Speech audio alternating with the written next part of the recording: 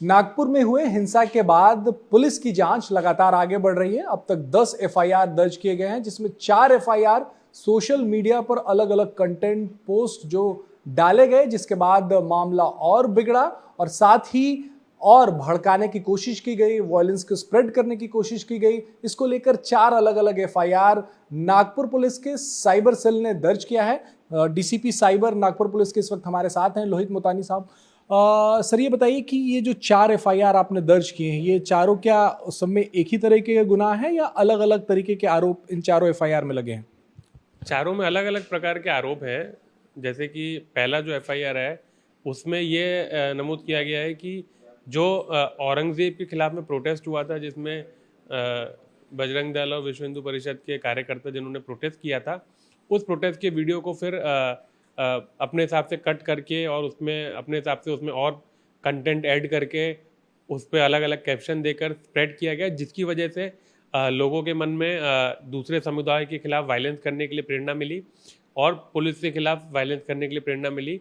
ये पहला एफआईआर है। दूसरा एफआईआर है कि जब ये दंगे हुए, राइट हुए और जब इस प्रकार से पुलिस के खिलाफ पथराव हुए, उन वीडियोस को लोगों ने स्प्रेड किया, जिसकी वजह से उसी समय पर दूसरे एरियाज में भी दंगे बने। ये दूसरा एफआईआर है। तीसरा जो एफआईआर है, जिसमें कई लोगों ने अपने हिसाब से अलग अलग प्रकार के पोस्ट डाले, जिसके अंतर्गत उन्होंने वायलेंस को जस्टिफाई किया और फर्दर वायलेंस करने के लिए बोला। और चौथा जो है, जिसमें हमने कलम 152 भी लगाया है, उसके अंतर्गत जो वायलेंस हुआ था पुलिस के खिलाफ में, उसको उन्होंने ग्लोरीफाई किया और इसको सही बताया और सबवर्सिव एक्टिविटीज़ जो वायलेंस में उस वीडियोस में हो रही थी, दिख रही थी, उसको उसने प्रमोट किया और बाकी शहरों में भी इस प्रकार का वायलेंस करने के लिए अपील किया।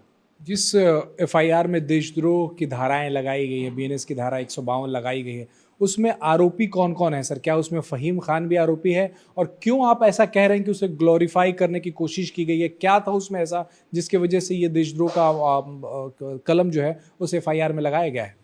फ़हीम खान एक आरोपी है, उसमें अभी तक 6 आरोपी हैं, लेकिन उसमें और बहुत सारे आरोपी बढ़ने की प्रोसीजर चालू है, जैसे जैसे हम लोग आइडेंटिफाई कर रहे हैं प्रोफाइल्स को।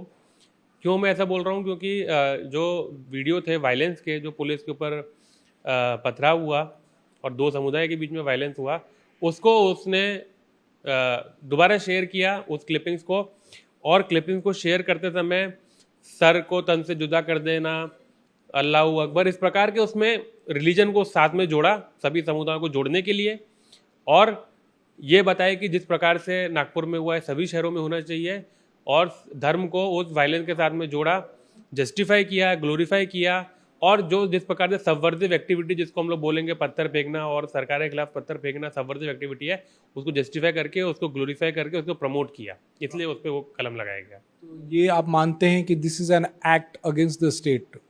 एक्ट अगेंस्ट द स्टेट की डेफिनेशन में नहीं है, लेकिन सबवर्सिव एक्टिविटी को प्रमोट करना, वो उस डेफिनेशन में ये कलम 152 लगाया गया है। फहीम खान के ट्विटर हैंडल, जो भी उसका सोशल मीडिया हैंडल है, उसे आपने इस एफआईआर में डाला है। क्या उसकी कस्टडी भी अब साइबर सेल लेगी?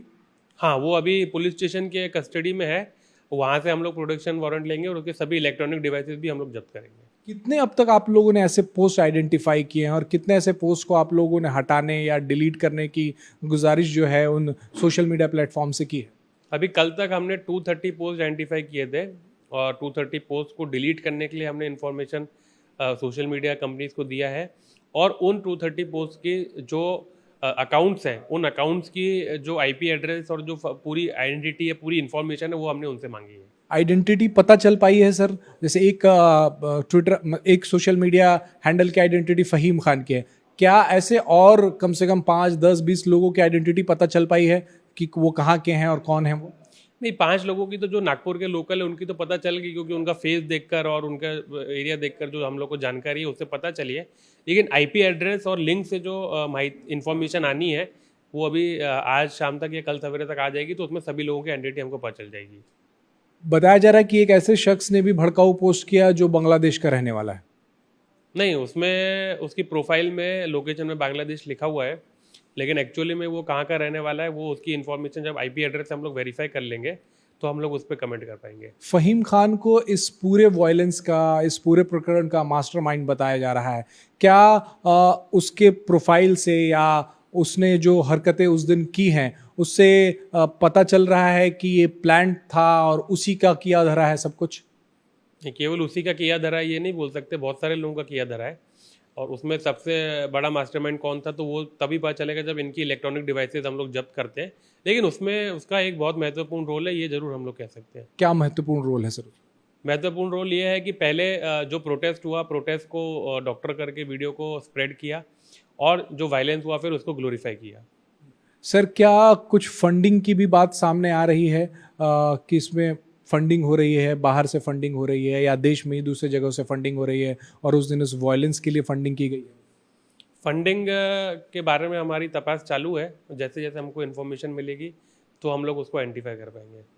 जिन लोगों ने वायलेंस किया है सर, क्या वो सब नागपुर के रहने वाले हैं जो, या फिर कहीं बाहर से हैं, या नागपुर में जिस इलाके में वायलेंस हुआ है उसी इलाके के हैं, या कहीं दूर से आए हैं, दूसरे राज्यों से आए हैं, दूसरे शहरों से आए हैं? नहीं, वायलेंस करने वाले तो नागपुर के हैं, लेकिन सब उसी इलाके के नहीं, आसपास के इलाके के भी हैं। लेकिन जो बाहर का क्या रोल है वो तो इसमें प्रोफाइल्स तो हैं ही बाहर की, वो तो दिख ही रहा है। लेकिन आइडेंटिटी उनकी क्या है, कौन से शहर के हैं, वो उनके आईपी एड्रेस से हमको जानकारी मिलेगी। क्या दूसरे देशों के भी आपको शक है कि दूसरे देशों के भी प्रोफाइल से इसमें पोस्ट किए गए हैं, भड़काने की कोशिश की गई है? क्योंकि कई ऐसे हमने पोस्ट देखे हैं उसमें सीधे हाँ मारने काटने की बात है, लड़ने की बात है। हाँ, तो वो दूसरे देशों के लोकेशन उसमें लिखा हुआ है, लेकिन एक्चुअल में वो भारत के लोग भी दूसरा देश का नाम लिख सकते हैं, या वो तो उसमें कोई उनको सेल्फ डिक्लेयर करना है। लेकिन एक्चुअली में कहाँ के रहने वाले हैं वो इन्फॉर्मेशन जैसे ही आईपी एड्रेस की आएगी तो वो हम लोग उस पर फर्दर इन्वेस्टिगेट कर पाएंगे। फहीम खान सर एक पॉलिटिकल पार्टी से भी ताल्लुक़ रखता है, एमडीपी। क्या उस पॉलिटिकल पार्टी की भी जांच चल रही है कि इस तरीके के पूर्व में भी इस तरीके के किसी इंसिडेंट्स में तो उनका इन्वॉल्वमेंट नहीं है? क्या कहीं बाहर से उनको फंडिंग तो नहीं हो रही? हाँ, वो सारी जांच हम लोग इसमें इन्वॉल्व करेंगे। और सर अभी जो जांच आपकी चल रही है, कितने और आरोपी जो हैं वो इसमें इंक्लूड किए जा सकते हैं और किस तरीके से निशानदेही हो रही है उन लोगों की? इसमें जैसे 50 आरोपी हमने एफआईआर में डाले हैं, लेकिन जो फर्दर जैसे प्रोफाइल की इन्फॉर्मेशन हम लोग कलेक्ट कर रहे हैं, उनको वेरीफाई कर रहे हैं, चेक कर रहे हैं, इसमें और फर्दर एक्यूज बढ़ने की पूरी संभावना है। और मैं जनता से भी अपील करूंगा कि जो जो इस प्रकार के पोस्ट आपको दिख रहे हैं जो कि नागपुर वायलेंस से जुड़े हुए हैं, इस प्रकरण से जुड़े हुए हैं, और जो क्या कहते हैं कि फर्दर वायलेंस को बढ़ाने के लिए प्रेरणा दे रहे हैं या फिर वायलेंस को ग्लोरीफाई कर रहे हैं, तो आप नागपुर पुलिस को और नागपुर साइबर पुलिस को आप ईमेल कर दीजिए, हम उसको वेरीफाई करके इसमें उनको इन्वॉल्व करेंगे। 2-3 ऐसे अफवाह पसर रहे थे जिसमें कहा गया कि किसी की मौत हो गई है, पुलिस ने उसे मारा, उसकी मौत हो गई। फिर ये अफवाह भी है कि पुलिस वाले की भी इसमें मौत हो गई। क्या सच्चाई है सर इन सब मामलों में? देखिए, इसमें इस तरीके का पोस्ट इसमें सोशल मीडिया पे ओपन प्लेटफॉर्म में नहीं दिखा, लेकिन व्हाट्सएप पे तो बहुत ही ज़्यादा उसमें रूमर फैली है।